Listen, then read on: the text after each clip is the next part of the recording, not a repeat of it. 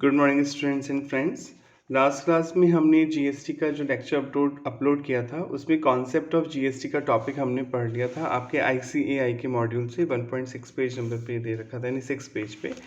अब हम अपना नेक्स्ट टॉपिक स्टार्ट करेंगे जो कि पेज नंबर 8 पे आपको दे रखा है फर्स्ट चैप्टर में।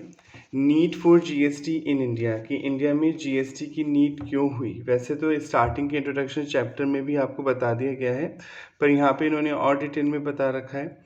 मेरा जो वीडियो है, आप फर्स्ट वीडियो या सेकंड वीडियो देखेंगे जीएसटी का जो अपलोड किया था, उसमें बता दिया गया था कि जीएसटी क्यों लाया गया, क्योंकि ऑब्वियसली पुराने टैक्सेस में कुछ कमियां थी, कुछ डेफिशिएंसी थी, जिनको दूर करने के लिए आपको जीएसटी को लेके आना पड़ा। तो यहाँ पे उन कमियों को बताया गया है कि क्या डेफिशिएंसी थी, क्या जो मिसिंग थी चीज़ जिस वजह से आपको जीएसटी को इंट्रोड्यूस करना पड़ा, वो यहाँ पे समझा रखा है। तो हम एक बार फटाफट रीड करेंगे और कुछ अगर नया वर्ड आएगा, कोई टेक्निकल वर्ड आएगा, तो उसे हम डीप एनालिसिस करके समझेंगे। तो पहले इसको पढ़ने से पहले हम इनको समझ लेते हैं, फिर रीड कर लेंगे तो आपको समझ में आ जाएगा जो टेक्निकल वर्ड इसमें आए हैं, तो टर्मिनोलॉजी यहाँ पे यूज़ की गई है। देखें, जीएसटी आने से पहले, ये तो आपको मैंने बताया था लास्ट क्लास में कि जब जीएसटी आने से पहले आपके एक तो एक्साइज ड्यूटी यहाँ पे आपकी लगती थी, एक्साइज ड्यूटी जिसे आप प्रोडक्शन टैक्स बोलते थे, ये मैन्युफैक्चर पे करता था। यानी अगर आप कोई गुड्स का मैन्युफैक्चर कर रहे हैं, बना रहे हैं और फिर आगे सप्लाई कर रहे हैं, बेच रहे हैं, तो आपको एक्साइज ड्यूटी देनी होगी। और ये eight the time of removal देनी पड़ती थी। बेचने से मतलब नहीं है, जैसे ही आप फैक्ट्री गेट से अपना गुड्स बाहर निकालेंगे मार्केट में बेचने के लिए, जहाँ पे भी आपका प्रोडक्शन हो रहा है, जैसे आप रिमूवल करेंगे और ऑब्वियसली रिमूवल करने के बाद आप किसी शोरूम पे ले जाएंगे या किसी पर्सन को देंगे, तो जैसे आप रिमूव करेंगे यहाँ पर, यहीं पर आपको एक्साइज ड्यूटी देनी होगी at the time of removal. Sale से मतलब नहीं है, वो गुड्स कब बिकेगा आपके शोरूम पे जाने के बाद, वो अलग चीज़ है, क्योंकि एक्साइज ड्यूटी तो प्रोडक्शन पे ली जाएगी, तो at the time of removal ही आपको देनी पड़ेगी गवर्नमेंट को। हाँ, ये इनडायरेक्ट टैक्स होता था, जब आपका प्रोडक्ट बिकेगा तो आप कस्टमर से एक्साइज ड्यूटी चार्ज कर सकते हैं, इनडायरेक्ट टैक्स का पैसा रिकवर कर सकते हैं जो आपने गवर्नमेंट को पे किया। एक लगता था service tax. Service tax services पे लगता था। सर्विस का मीनिंग आपको पहले ही बता दिया गया है। Service means intangible value addition. कोई आपसे पूछते हैं कि कोई आपको कोई सर्विस दे रहा है, तो आप सर्विस को देख तो नहीं सकते, पर आप फील कर सकते हैं कि आपका कोई वैल्यू एडिशन हो रहा है। जैसे टीचर, मैं आपको पढ़ा रहा हूँ, तो आप फील कर सकते हैं कि आपकी नॉलेज में थोड़ा सा इंक्रीज़ हो रहा है, आपकी नॉलेज बढ़ रही है, पर आप ये नहीं देख सकते किस तरह से बढ़ रही है। इसी तरह कोई डॉक्टर है, कोई इंजीनियर है जो अपने ऑफिस से अपनी प्रैक्टिस कर रहे हैं, सीए हैं, सीएस सीएमए हैं, तो ये लोग आपको सर्विस देते हैं और एक आपको वैल्यू एडिशन होता है। तो पहले सर्विस पे देना पड़ता था सर्विस टैक्स, और ये भी सेंट्रल गवर्नमेंट लेती थी। एक्साइज ड्यूटी भी सेंट्रल गवर्नमेंट लेती थी, सर्विस टैक्स भी सेंट्रल गवर्नमेंट यहाँ पर चार्ज करती थी। एक लगती थी एडिशनल कस्टम ड्यूटी, ये फाइनल में पढ़ेंगे आप।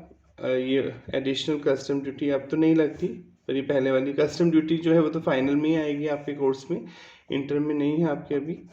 पर समझ नहीं, कस्टम ड्यूटी इतना तो पता ही है आपको, इंपोर्ट एक्सपोर्ट पे लगती है। जब आप इंडिया में कोई गुड्स इंपोर्ट करते हैं या इंडिया से कोई गुड्स एक्सपोर्ट करते हैं, तो आपको कस्टम ड्यूटी देनी होती है। एडिशनल कस्टम ड्यूटी ये थी कि मान लीजिए कोई गुड्स आप इंडिया में इंपोर्ट कर रहे हैं, तो उस गुड्स को कॉम्पिटिटिव बनाने के लिए, इंडियन मार्केट के में कॉम्पिटिटिव बनाने के लिए बेसिक कस्टम ड्यूटी तो ली जाएगी, यानी जो बेसिक रेट है वो तो देनी पड़ेगी, प्लस गवर्नमेंट कुछ एक्स्ट्रा ड्यूटीज़ भी लगाती है जो फाइनल में पढ़ेंगे आप। उसी में से एक ड्यूटी है एडिशनल कस्टम ड्यूटी, क्योंकि फॉरेन गुड्स सस्ते होते हैं, ये तो आपको पता ही है, वहाँ टेक्नोलॉजी थोड़ी एडवांस है, तो वहाँ जो प्रोडक्ट बनता है वो सस्ता हो सकता है। जैसे एप्पल का मोबाइल आप यूएसए में खरीदेंगे तो ऑब्वियसली वहाँ सस्ता मिलेगा, पर जब वो इंडिया में आता है तो वो कॉस्ट बढ़ जाती है, क्योंकि उसे इंडियन मार्केट के अकॉर्डिंग कॉम्पिटिटिव बनाना होगा। अगर हम एक्स्ट्रा टैक्स नहीं लगाएंगे तो सोनी का ही टीवी खरीदेंगे, फिर इंडियन ब्रांड जो है वीडियोकॉन, इन सब को कौन खरीदेगा। तो गवर्नमेंट कॉम्पिटिटिव बनाने के लिए उस गुड्स में टैक्स लगा देती है, ताकि इंडियन मार्केट के अकॉर्डिंग वो कॉम्पिटिटिव बने और हमारी डोमेस्टिक इंडस्ट्री को नुकसान नहीं पहुँचे। क्योंकि अगर हम एक्स्ट्रा टैक्स नहीं लगाएंगे eight the time of import, तो फिर वो गुड्स सस्ता हो जाएगा, फॉरेन गुड्स। और जनरल मेंटलिटी क्या होती है कि फॉरेन गुड्स अच्छे होते हैं, तो फिर फॉरेन गुड्स ही बिकेंगे इंडिया में, इससे गवर्नमेंट कुछ एक्स्ट्रा टैक्स लगाती है। इसी में से एक टैक्स लगता था एडिशनल कस्टम ड्यूटी, यानी जो गुड्स आप इंपोर्ट कर रहे हैं इंडिया में, जो गुड्स आप इंपोर्ट कर रहे हैं, अगर वो इंडिया में ही बनता, अब जो इंपोर्ट कर रहे हैं वैसे तो आप, पर अगर इंडिया में ही मैन्युफैक्चर होता तो जितनी एक्साइज ड्यूटी आपको देनी होती, सपोज एक्साइज ड्यूटी की रेट है 10%, तो उतनी ही आपको एक्स्ट्रा कस्टम ड्यूटी देनी पड़ेगी उस प्रोडक्ट के इंपोर्ट करने पर। अगर वो इंडिया में ही बनता वो प्रोडक्ट जो आप इंपोर्ट कर रहे हैं, तो जितनी एक्साइज ड्यूटी आपको देनी पड़ती, क्योंकि प्रोडक्शन पे आप पढ़ चुके हैं एक्साइज ड्यूटी लगती थी पहले, तो उतनी ही आपको क्या देनी पड़ती थी, एडिशनल कस्टम ड्यूटी के नाम से एक ड्यूटी देनी होती थी उस प्रोडक्ट पे जो एक्साइज की रेट चल रही है इंडिया में। तो ये 3 टैक्स पहले लगते थे। एक्साइज ड्यूटी जो मैन्युफैक्चर पे करता था गुड्स की मैन्युफैक्चरिंग करने पे, सर्विस टैक्स अगर आपको सर्विस प्रोवाइड कर रहे हैं तो जो अमाउंट आप चार्ज कर रहे हैं कस्टमर से उस पर सर्विस टैक्स लेना पड़ता था। ये भी इनडायरेक्ट टैक्स हैं, सारे इनडायरेक्ट टैक्स हैं और बर्डन तो ऑब्वियसली कस्टमर पे जाएगा।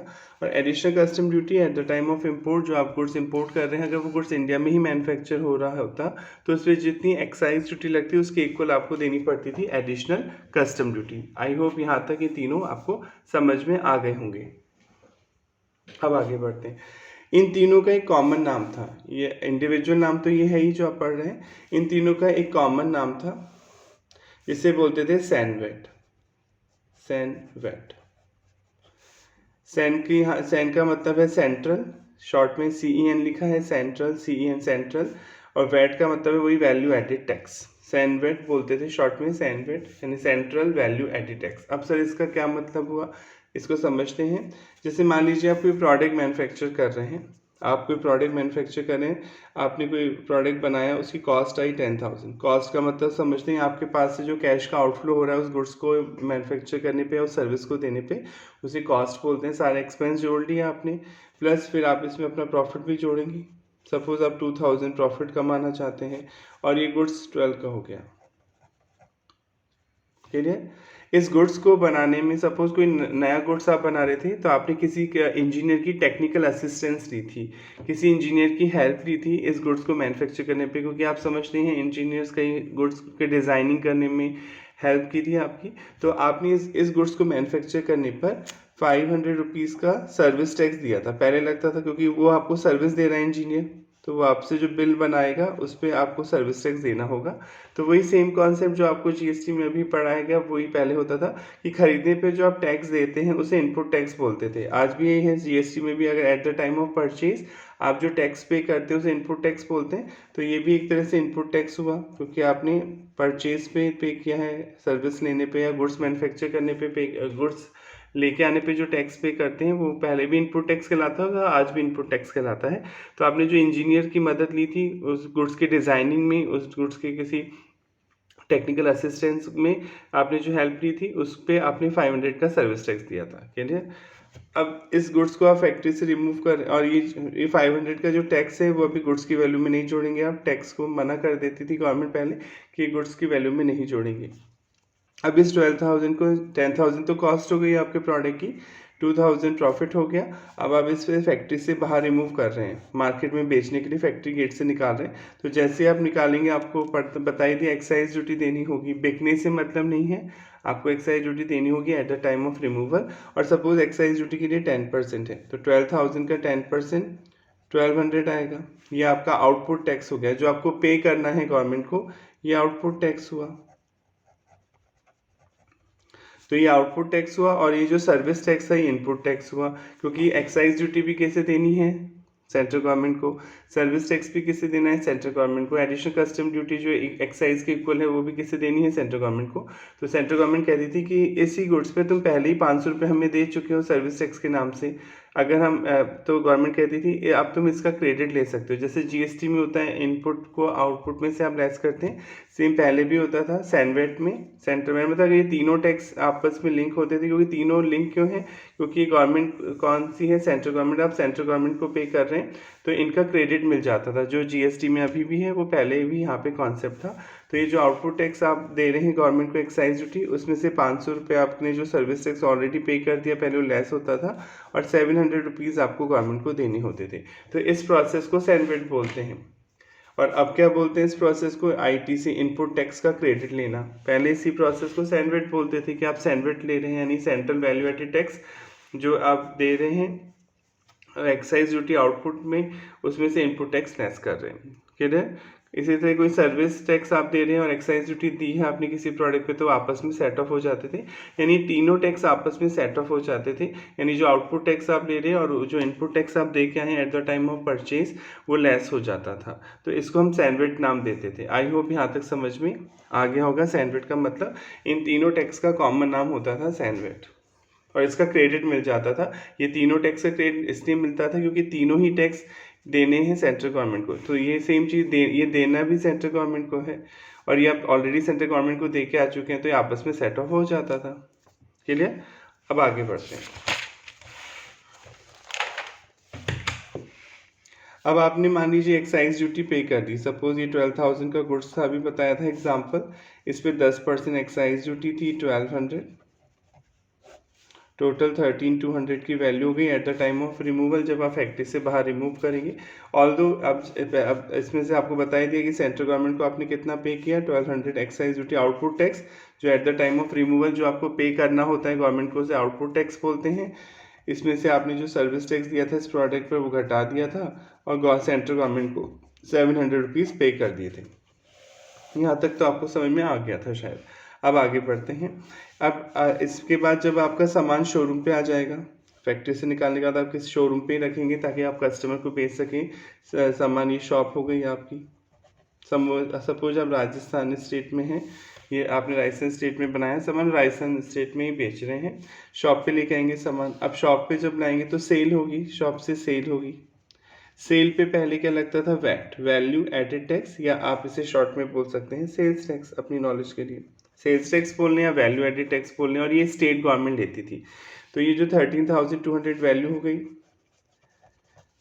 वैसे ये 12,000 ही है वैल्यू, 10,000 कॉस्ट प्लस 2,000 प्रॉफिट। पर जो एक्साइज ड्यूटी होती थी उसका क्रेडिट आपको स्टेट गवर्नमेंट नहीं देती थी, क्योंकि स्टेट गवर्नमेंट अलग है और सेंट्रल गवर्नमेंट अलग है। तो एक्साइज ड्यूटी का जो क्रेडिट है वो नहीं मिलेगा। तो जब क्रेडिट नहीं मिलेगा तो आप टैक्स को क्या करते हैं, कॉस्ट में ही जोड़ देते हैं और बर्डन किस पे डालते हैं, कस्टमर पे। बिजनेसमैन कभी नुकसान में नहीं रहता। अगर क्रेडिट दोगे तब गवर्नमेंट को नुकसान है, टैक्स कम दूंगा मैं, आउटपुट में से इनपुट घटा दूंगा। और क्रेडिट नहीं दोगे मुझे इनपुट टैक्स का, तो मैं कॉस्ट बढ़ा दूंगा और बर्डन किस पे डाल दूंगा, कस्टमर पे। तो क्रेडिट देने से तो गवर्नमेंट को नुकसान है, गवर्नमेंट को कम टैक्स का कलेक्शन होगा, और क्रेडिट नहीं देने से कस्टमर को नुकसान होता है, क्योंकि कॉस्ट बढ़ जाती है प्रोडक्ट और सर्विस की। तो ये 13,200 हुआ। अब ये सेल करोगे आप यहाँ से, तो आपको वैट देना पड़ता था, value added tax. Suppose VAT की रेट 10% है, तो वैट लगेगा अब इस पर। सेल हो रही है तो सेल पे स्टेट गवर्नमेंट आपसे वैट लेगी, सेल्स टैक्स। तो ये 1320 आएगा यहाँ पर। अभी गुड्स की वैल्यू हो जाएगी 14,520। अब ये यहाँ से कस्टमर को बिकेगा, और ये जो वैट आपने पे किया ये किसको देना होगा, राजस्थान गवर्नमेंट को देना होगा। राजस्थान स्टेट गवर्नमेंट को पे करना होगा वैट। और जो आपने एक्साइज ड्यूटी दी थी 1200 की, उसका यहाँ क्रेडिट नहीं मिलेगा, क्योंकि दोनों गवर्नमेंट अलग हैं। ये सेंट्रल गवर्नमेंट को दी है आपने एक्साइज ड्यूटी, और ये स्टेट गवर्नमेंट को दे रहे हैं, तो दोनों गवर्नमेंट अलग थी। तो इसलिए एक्साइज ड्यूटी जो थी वो वैट से सेट ऑफ नहीं होती थी, वो उसका क्रेडिट आपको नहीं मिलता था वैट से। तो इस वजह से डबल टैक्सेशन हो रहा है, देखिए यहाँ पे, क्योंकि 13,200 में ऑलरेडी 1200 की वैल्यू ऐड है, यानी ऑलरेडी इसमें 1,200 रुपये का टैक्स ऐड है इस वैल्यू में, एक्साइज ड्यूटी के नाम से। अब आप दोबारा इसी वैल्यू पे टैक्स लगा रहे हैं, तो और टैक्स पर भी क्या लग रहा है, टैक्स लग रहा है। तो इससे हम बोलते हैं कास्केडिंग इफेक्ट जनरेट हो रहा है, डबल टैक्सेशन हो रहा है। इसलिए ये गलत होता था, पर होता इसलिए था क्योंकि दोनों गवर्नमेंट अलग हैं, एंटी हैं। ये सेंट्रल गवर्नमेंट को जा रहा है, तो सेंट्रल गवर्नमेंट बोलती थी हम अपनी रेवेन्यू क्यों कम करेंगे। इसी तरह स्टेट गवर्नमेंट बोलती थी कि अगर हम क्रेडिट देंगे तो हमें तो फिर 120 रुपये मिलेंगे ना। तो एक्साइज ड्यूटी 1200 है और वैट 1320 है। अगर आप आउटपुट वैट को आउटपुट टैक्स हुआ जो कस्टमर से ले रहे हैं सेल के टाइम, इसमें से जो एक्साइज ड्यूटी आप दे के आए हैं वो घटाएंगे, तो 120 मिलेगा स्टेट गवर्नमेंट को।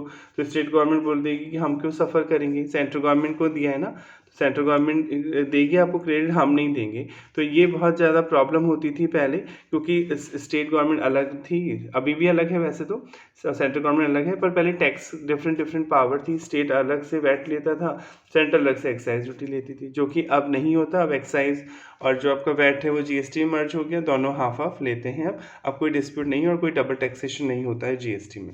तो आपको सैनविड समझ में आ गया होगा कि सैनविड क्या था। सैनविड इन तीनों ड्यूटीज़ का कॉमन नाम था। Excise duty, service tax, additional custom duty जो एक्साइज के इक्वल लगती थी इंपोर्ट पर, क्योंकि इन दोनों का आपस में क्रेडिट मिल जाता था, क्योंकि ये तीनों गवर्नमेंट सेंट्रल गवर्नमेंट को देने होते थे इसलिए। पर वैट से एक इनका सेट ऑफ नहीं हो पाता था, क्योंकि वैट स्टेट गवर्नमेंट को देना होता था। इससे डबल टैक्सेशन जनरेट होता था, जो कि अब जीएसटी में हट चुका। अब जीएसटी आने में तो ये सारे टैक्स हट गए, अब तो मिल ही जाएगा क्रेडिट, क्योंकि आपने हाफ सेंट्रल गवर्नमेंट को देना होता है जीएसटी में, हाफ स्टेट गवर्नमेंट को देना होता है, तो अब ऐसी प्रॉब्लम नहीं आती है। चलिए अब समझ लेते हैं, पैरा पढ़ लेते हैं, आपकी बुक से अब रीडिंग कर लेते हैं। अगर आपको समझने में कोई प्रॉब्लम है तो कमेंट सेक्शन में बताइए। Deficiency in the value added taxation system, की पहले जो वैल्यू एडेड टैक्सेशन सिस्टम था उसमें क्या प्रॉब्लम थी। Under the earlier indirect tax regime, regime मतलब दायरा, एरिया, जो पहले इनडायरेक्ट टैक्स का एरिया होता था, despite the introduction of principle of taxation of value added in India, value added VAT का कॉन्सेप्ट तो पहले भी था कि यही बोलता था वैल्यू एडेड के वैल्यू एडिशन पे टैक्स लगेगा, और यानी जो आपने खरीदने पे टैक्स दिया वो इनपुट टैक्स होता है, और जो बेचने पे टैक्स दिया वो आउटपुट टैक्स, आउटपुट में से इनपुट घटेगा और नेट अमाउंट ही गवर्नमेंट को देना होगा। एट द सेंट्रल लेवल पे हम इसको क्या बोलते थे, CENVAT, central value added tax, central excise, and at state level पे हम इसे वैट का नाम देते थे। Its application always remain piecemeal and fragmented on account of the following reason, इन वजह से प्रॉब्लम्स क्रिएट होती थी। पहला point, certain transaction were subject to double taxation, कई ट्रांजेक्शन पे डबल टैक्सेशन लगता था, जो मैंने आपको बताया, पहले एक्साइज दी, फिर एक्साइज में को ऐड करा वैल्यू में, फिर दोबारा उस पर वैट यानी सेल्स टैक्स दे रहे, तो डबल टैक्सेशन हो रहा था। And were tax as both goods and service, दोनों गुड्स पे भी लगते थे टैक्स, गुड्स पे जो टैक्स लगता था उसको एक्साइज ड्यूटी, या मैन्युफैक्चर कर रहे हैं तो एक्साइज ड्यूटी, और अगर आप सेल कर रहे हैं तो वैट देना होगा। एंड सर्विस पे सर्विस टैक्स लगता था। Since under the earlier regime distinction between goods and service were often blur मतलब पता नहीं चलता था, ढंग से पता नहीं चलता था कि इस पे गुड्स पे सर्विस टैक्स भी आप ले रहे हैं, और इस पे आप इस गुड्स को किसी चीज़ को आप सर्विस भी मान रहे हो, किसी चीज़ को गुड्स भी मान रहे हैं। सेम चीज़ को गुड्स और सर्विस ट्रीट किया जाता था पहले, पर अब ऐसा नहीं होता। जैसे कि एग्जाम्पल समझने, पहले क्या होता था, जैसे आप कोई सॉफ्टवेयर यूज़ कर रहे हैं, सॉफ्टवेयर आप समझते ही हैं जो आपकी जो प्रोसेसिंग होती है कंप्यूटर्स में, उन चीज़ों को ईजी करता है। तो जैसे आप कोई टैली भी एक सॉफ्टवेयर है, टैली हो गया, आप कोई फ्लॉपी लेके आ रहे हैं, कोई सीडी लेके आ रहे हैं, सीडी है, इसमें वो सॉफ्टवेयर इंस्टॉल्ड है जो आप यूज़ करेंगे, फिर सीडी को आप अपने डेस्कटॉप या लैपटॉप पे यूज़ करेंगे। तो ये जो सीडी में अगर कोई सॉफ्टवेयर है, या एक तो ये तरीका है कि सीधे वो कंपनी आपको ऑनलाइन असिस्टेंस दे, कोई आपको फ्लॉपी या डिस्क ना दे, ऑनलाइन ही वो आपके कंप्यूटर में जाके सारी सर्विसेज इंस्टॉल करे और डायरेक्ट आपको सपोर्ट करे, ये होता है। एक होता है कि वो सॉफ्टवेयर को पहले फ्लॉपी या सीडी में इंस्टॉल करें, और फिर वो फ्लॉपी आप इंसर्ट करें अपने डेस्कटॉप और लैपटॉप में, और फिर उसको यूज़ करें। तो फिर क्वेश्चन गवर्नमेंट ने पहले क्या होता था, जो सॉफ्टवेयर है अगर वो सीधे आपको सर्विस दे रहा है, कोई फ्लॉपी में नहीं बेच रहा है, तब तो ये सर्विस माना जाता था। और अगर सीडी में पुट कर दिया किसी सॉफ्टवेयर को, फिर सीडी आप खरीद रहे हैं, तो ये गुड्स माना जाता था। यानी सीडी में इंस्टॉल करके बेच रहा है कोई सॉफ्टवेयर, तो वो गुड्स का पार्ट है, तो गुड्स का पार्ट है तो उस पर वैट लगता था पहले, क्योंकि गुड्स पे पहले वैट लगता था, वैल्यू एडेड टैक्स, और स्टेट गवर्नमेंट देती थी। और अगर सॉफ्टवेयर का है तो सर्विस टैक्स लगता था, सर्विस टैक्स कौन लेती थी, स्टेट गवर्नमेंट। तो ये बहुत ज़्यादा और भी चीज़ें थी, ये तो एग्जाम्पल, पहले बहुत कन्फ्यूजन था कि गुड्स माने या सर्विस माने, तो ढंग से क्लैरिटी नहीं थी। अब ऐसा नहीं किया है गवर्नमेंट ने, अब गवर्नमेंट ने एक लिस्ट दी है, आप पढ़ेंगे शेड्यूल 2 जीएसटी में, उसमें एक लिस्ट दी है बाकायदा गवर्नमेंट ने कि अगर ये चीज़ है तो ये कंडीशन है तो ये गुड्स है, अगर ये कंडीशन है तो ये सर्विस है। पहले बहुत ज़्यादा प्रॉब्लम्स आती थी कि हमें चेक करना पड़ता था कि इसे क्या माने, इसे क्या माने। यहाँ पे गवर्नमेंट ने क्लियर कर दिया कि अगर ये कंडीशन है तो ये गुड्स माना जाएगा, ये कंडीशन है तो सर्विस माना जाएगा। और वैसे भी अब कोई फ़र्क नहीं पड़ता, चाहे गुड्स हो चाहे सर्विस हो, क्या लगता है दोनों पे, जीएसटी। पहले प्रॉब्लम आती थी क्योंकि गुड्स है तो वैट लगेगा, सर्विस है तो सर्विस टैक्स लगेगा, वो लेगी सेंट्रल गवर्नमेंट, ये लेगी स्टेट गवर्नमेंट, तो प्रॉब्लम्स आती थी। अब ऐसी कोई प्रॉब्लम नहीं है, चाहे आप गुड्स मान लो किसी चीज़ को, चाहे सर्विस मान लो, या दोनों में मान लो, फ़र्क क्या पड़ेगा, वो तो है तो जीएसटी के दायरे में आता है, तो अब ऐसी प्रॉब्लम नहीं आती है। Under the earlier tax regime, पहले जो जीएसटी का टैक्स का जो दायरा था उसमें क्या होता था, software was subject to both service tax and VAT. Software पे दोनों टैक्स लग जाते थे, सर्विस टैक्स भी लग जाता था, वैट भी लग जाता था। वो असिस्टेंस भी दे रहा है आपको, ऑनलाइन सपोर्ट भी दे रहा है तो सर्विस टैक्स भी देगा। वैट अगर वो फ्लॉपी में या सीडी में डाल के आपको दे रहा है तो वैट भी देगा। This was so because both sale of goods and provision of service were involve, क्योंकि इसमें दोनों चीज़ें इन्वॉल्व है। एक तो गुड्स की सेल कर रहा है, फ्लॉपी और डिस्क दे रहा है, और एक प्रोविजन ऑफ सर्विस मतलब आपको सर्विस दे रहा है। प्रोविजन मतलब देना, रेंडर करना, were involve and therefore taxable event under both the statute, वो जो लॉ होते हैं that is respective VAT law and service tax law got trigger, दोनों टैक्स यहाँ पे ट्रिगर हो जाते थे यानी अप्लाई होते थे। This aspect has been taken care under GST, पर जीएसटी में इसका ध्यान रखा गया यानी अब ऐसा नहीं होता है। पहले तो जीएसटी में कोई डिफरेंस ही नहीं है, चाहे आप गुड्स बेच रहे हो चाहे आप सर्विस दे रहे हो, आपको जीएसटी देना होगा। सैंडवेट का मतलब बता दिया, सेंट्रल वैल्यू एडेड टैक्स। इसमें 3 टैक्स आते थे, एक्साइज ड्यूटी, सर्विस टैक्स और एडिशनल कस्टम ड्यूटी जो एक्साइज के ऊपर लगती थी। Did not include chain of value addition in distributive trade after stage of production. Production के बाद ये सेल होगा तो फिर वैल्यू एडिशन की चेन टूट जाएगी। चेन बताया था आपको, वैल्यू एडिशन की चेन क्या होती है, चेन सिस्टम जैसे सबसे पहले एक मैन्युफैक्चर होता है, मैन्युफैक्चर गुड्स बना के बेचता है किसको, होलसेलर को या डिस्ट्रीब्यूटर को बेचता है, डिस्ट्रीब्यूटर किसको बेचता है, रिटेलर को बेचता है, रिटेलर किसको बेचता है, कस्टमर को बेचता है। ये चैन सिस्टम है। तो जो मैन्युफैक्चर जो गुड्स बना, आउटपुट टैक्स किससे कलेक्ट करेगा, डिस्ट्रीब्यूटर से। तो डिस्ट्रीब्यूटर के लिए वो इनपुट टैक्स हुआ। सपोज ये डिस्ट्रीब्यूटर डी इसको गुड्स खरीदने पे 1000 रुपीज़ का टैक्स दे के आया। अब डी जब आगे बेच रहा है इसको रिटेलर को तो 1500 का गुड्स कलेक्ट भी करेगा, सेलर भी बन गया, परचेजर भी है, सेलर भी है। तो at the time of purchase जो टैक्स दे के आया वो इनपुट टैक्स हुआ, at the time of sale जो आप कलेक्ट कर रहे हैं वो आउटपुट टैक्स हुआ। तो डी बोलेगा आउटपुट माइनस इनपुट और 500 का क्रेडिट लेगा। ऐसे ही होता था, अभी भी अब ऐसा ही होता है, क्रेडिट तो लेगा ही वो इनपुट टैक्स का। और ऐसे सेम रिटेलर ने आगे जब कस्टमर को बेचा, सपोज 2000 का टैक्स कलेक्ट किया, ये रिटेलर डी को कितना टैक्स दे के आया था, 1500 का, ये लेस हो जाएगा और 500 गवर्नमेंट को देगा। तो ये चैन है, जब तक एंड कंज्यूमर के हाथ में सामान नहीं पहुंच जाता हर स्टेज पे आपको क्रेडिट मिलता रहेगा। क्रेडिट मतलब जो इनपुट टैक्स आप दे के आ रहे हैं वो आउटपुट में से घटता रहेगा अनटिल जब तक वो फाइनल कस्टमर के पास नहीं पहुंच जाता जो उस चीज़ को कंज्यूम करेगा। तो ये ये एक चैन है, वैल्यू एडिशन की एक चैन है, और ये तब तक चलती रहेगी जब तक फाइनली कंज्यूमर के हाथ में सामान नहीं पहुंच जाता, वहाँ तक आपको इनपुट टैक्स का क्रेडिट मिलता रहेगा। सिमिलरली इसी तरह in the state level VAT, state में क्या लगता था, VAT, CENVAT load on goods was not remove. बताया था अभी आपको, जो एक्साइज ड्यूटी होती थी वो पहले से गुड्स की वैल्यू में जुड़ी होती थी, लोड होती थी यानी ऐड होती थी, उसे हटाया नहीं जाता था। और फिर आप दोबारा जो है एक्साइज ड्यूटी ऐड करके ही क्या लेते थे, वैट लेते थे। तो ये डबल टैक्सेशन को जनरेट करता था effect. This led to cascading of tax. Cascading of tax का मतलब बता दिया था, डबल टैक्सेशन, डबल टैक्स हो रहा है, टैक्स पे टैक्स लग रहा है। Below mention example illustrate that under the earlier indirect tax regime when the goods were manufactured and sold both central excise duty and state VAT divide। obviously पहले क्या होता था, मैन्युफैक्चर करने पे एक्साइज ड्यूटी देनी पड़ती थी, बेचने पे वैट देना पड़ता था। ये वही एग्जांपल है जो अभी मैंने आपको समझा दिया ढंग से। फटाफट इसे रीड कर लेते हैं पेज नंबर 9 पे। Under the earlier tax regime पहले क्या होता था, if goods were manufacture for 1000, suppose 1000 का गुड्स बना के आप मैन्युफैक्चर के रिमूव कर रहे हैं, एक्साइज ड्यूटी की रेट है 12.5% and VAT was payable 14.3%। VAT जो स्टेट गवर्नमेंट कलेक्ट करती थी, the billing was being done as under. ऐसे होता था, पहले वैल्यू लिख दो गुड्स की, सबसे पहले तो एक्साइज ड्यूटी लगेगी, आपको बताया था eight the time of removal आपको क्या देनी पड़ती थी, एक्साइज ड्यूटी देनी पड़ती थी। तो इस पर 12.5% रेट है, 1000 का 12.5% आप निकालेंगे तो 125 आएगा। टोटल टैक्सेबल वैल्यू होगी वैट में 1125। अब ये आपका शॉप पे आ गया सामान, यहाँ से आप कस्टमर को बेचेंगे तो इस वैल्यू पे क्या देना पड़ेगा, आपको वैट देना पड़ेगा, जिसे सेल्स टैक्स बोलते थे। तो 14.3% रेट है क्वेश्चन में, तो 1125 का 14.3% निकालेंगे तो ये आएगा 160। अब देखिए डबल टैक्सेशन हो गया क्योंकि ये 125 टैक्स है और ये ऑलरेडी इस वैल्यू में इंक्लूड है। अब आप इसी वैल्यू पे दोबारा टैक्स ले रहे हैं तो टैक्स पर टैक्स लग गया, टोटल इनवॉइस वैल्यू हुई। तो ये डबल टैक्सेशन को जनरेट करता था पुराना टैक्स रेजिम, इसे से हटा के जीएसटी को लाया गया। नेक्स्ट, दो CENVAT and state level VAT were essentially value added tax. ये भी वैल्यू एडेड टैक्स था, इसमें तो क्रेडिट मिलता था, इसमें भी क्रेडिट मिल जाता था।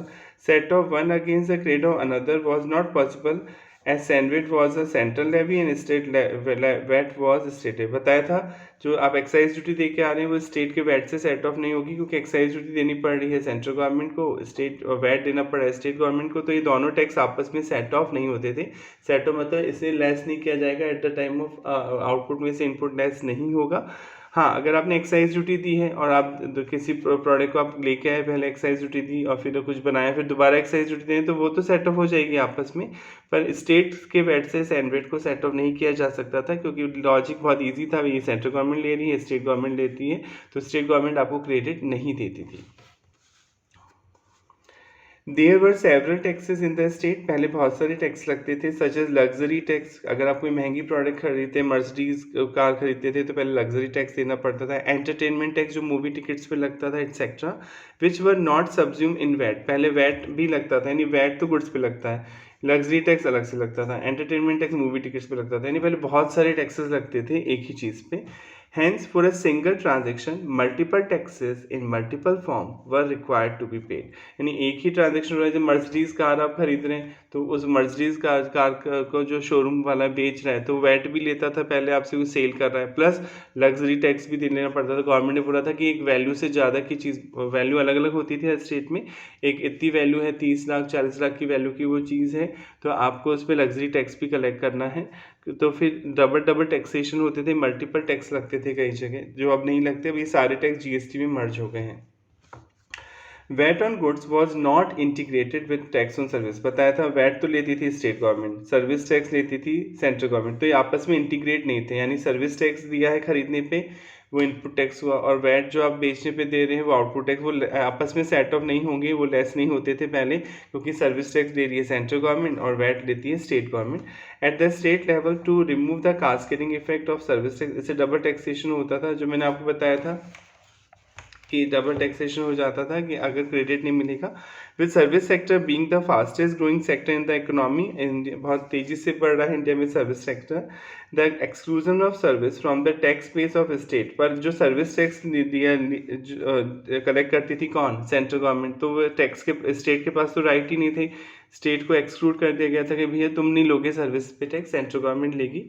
स्टेट पोटेंशियली एरोडेड मतलब होता है किसी चीज़ को धीरे धीरे कम करना, डिस्ट्रॉय करना। देयर टैक्स बॉयंसी मतलब जो टैक्स बढ़ना चाहिए वो कम होता जाता था स्टेट का, क्योंकि पहले स्टेट को क्या राइट दे रखा था, केवल वैट ही कलेक्ट करोगे तुम, वैट या लग्जरी टैक्स एक्सेट्रा, यानी गुड्स पे।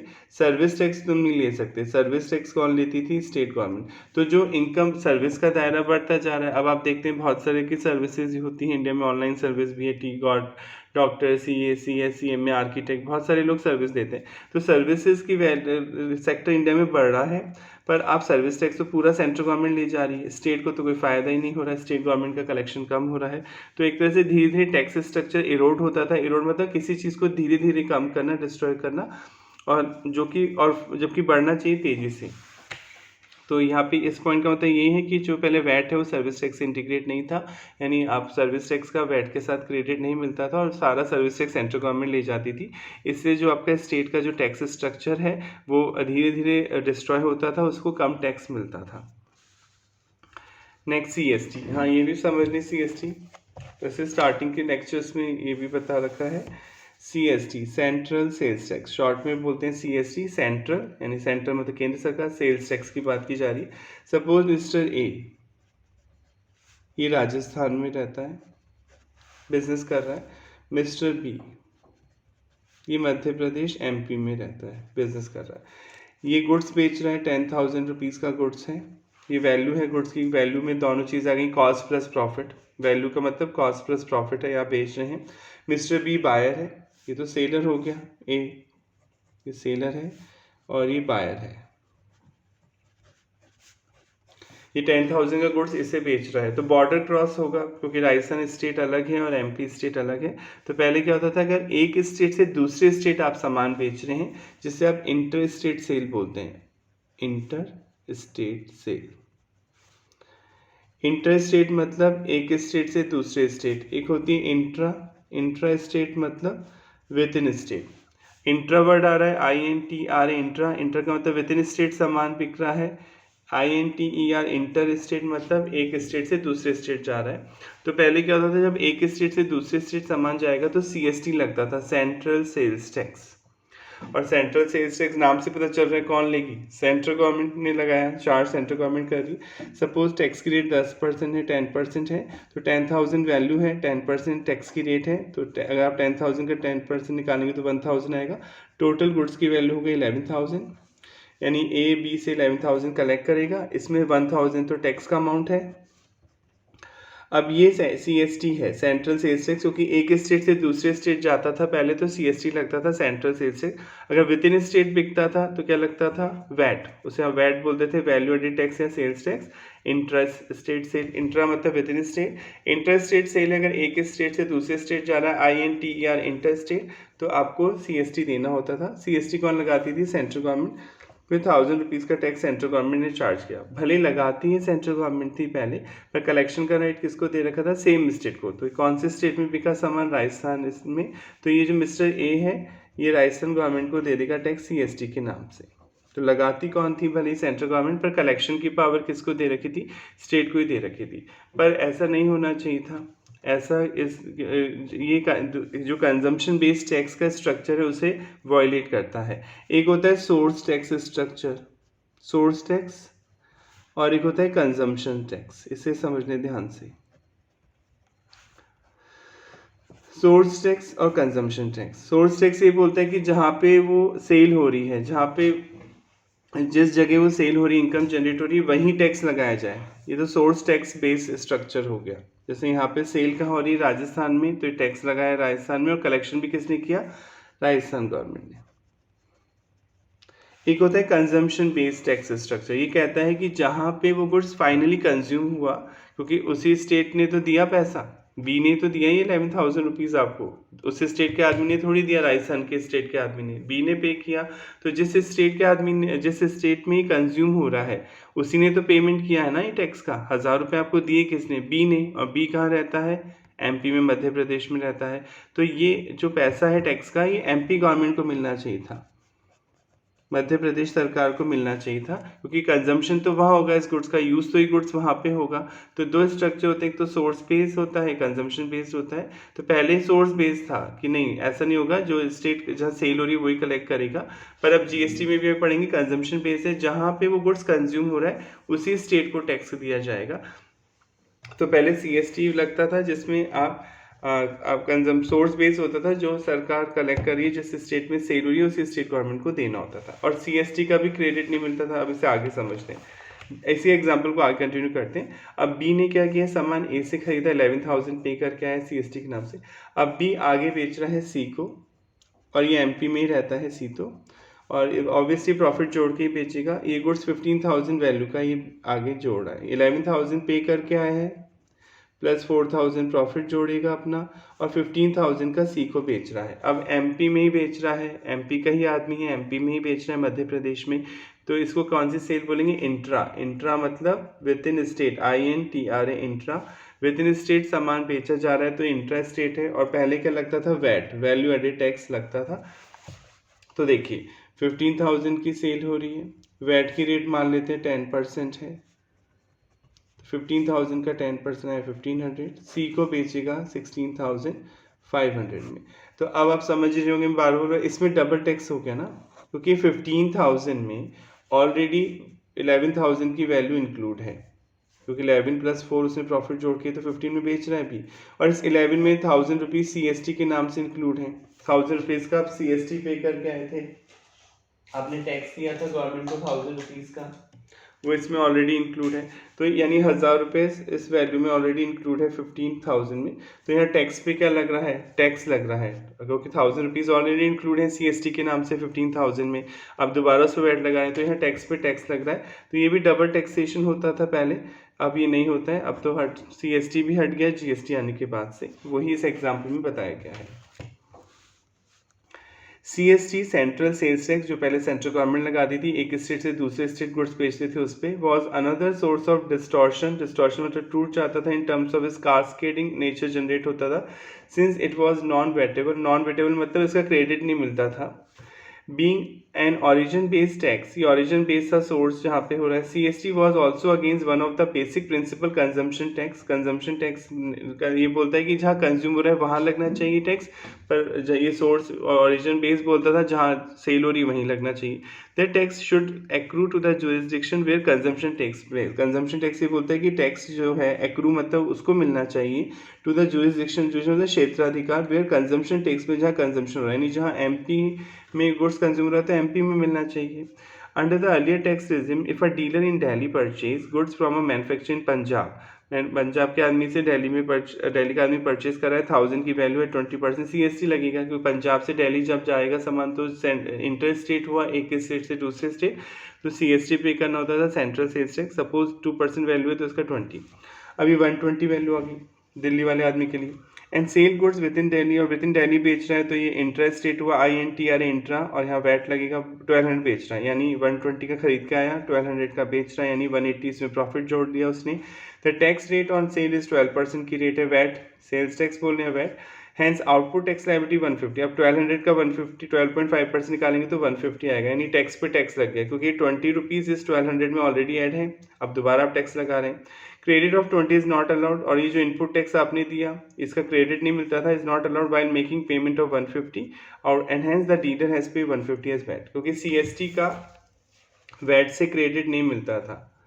ये दिल्ली का जो आदमी है 20 रुपीज़ CST दे के आया है पंजाब के आदमी को, तो इनपुट टैक्स हो गया, और बेचने पे कस्टमर से कितने कलेक्ट कर रहा है 150, तो ये आउटपुट टैक्स हुआ। तो वैसे होना ही चाहिए था आउटपुट माइनस इनपुट, और गवर्नमेंट को देनी चाहिए थी 150, पर ऐसा नहीं होगा क्योंकि CST किसको दिया, पंजाब गवर्नमेंट को, और ये वैट किसको दे रहा है, वो दिल्ली गवर्नमेंट को, तो दोनों गवर्नमेंट डिफरेंट हो गई ना, तो इसलिए मना करती थी पंजाब गवर्नमेंट कि हम क्यों देंगे क्रेडिट, हम नहीं देंगे। दोनों में डिस्प्यूट होता था पहले, तो दोनों आपको क्रेडिट नहीं मिलता था, यानी खरीदने पे जो CST पे करते थे उसका क्रेडिट नहीं मिलता था। लॉजिक बहुत ईजी था, दोनों डिफरेंट गवर्नमेंट है, दोनों अपनी रेवेन्यू क्यों कम करना चाहेंगी क्रेडिट देने से, तो इसलिए क्रेडिट नहीं मिलता था CST का वैट के साथ में।